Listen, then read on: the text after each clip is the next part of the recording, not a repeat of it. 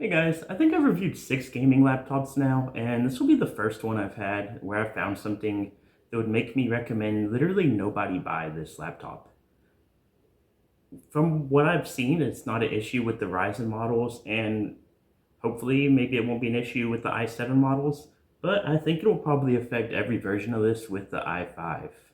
Yesterday I spent several hours recording gameplay benchmarks for my final video on the Victus. I decided it felt too unfinished to not test it with 16GB of RAM, so I did. The improvement wasn't as nearly as much as I expected, so I took a closer look and realized the crucial RAM I'd installed was only running at 1330 or 2660 MHz instead of 1600 it should have been. So I said, well, let me try this fancy kit of HyperX RAM I have, and the same thing happened. So I looked back at my previous footage, and sure enough, the stock RAM was doing the same thing, only running at 2660 MHz. I felt a little dumb, but I guess it's just one of those things you take for granted, that the RAM's running at its clock speed it's supposed to run at. I updated my drivers and firmware, and did some Googling, and didn't find any answers, other than actually on HP's spec sheet for this model of the Victus, it listed as having 2900 MHz RAM, which that's wrong. It's 3200 MHz stick, and it shows up in Performance Monitor as a 3200 MHz stick, but it only runs at a clock speed of 2660. The i5-11400h is rated to run RAM at 3200 MHz, so my best guess is either this motherboard simply can't handle it, isn't going to be capable, or best case scenario, HP releases a future firmware or BIOS update that addresses the problem. Make sure you subscribe so that I can keep buying these laptops so you don't have to and discover these problems.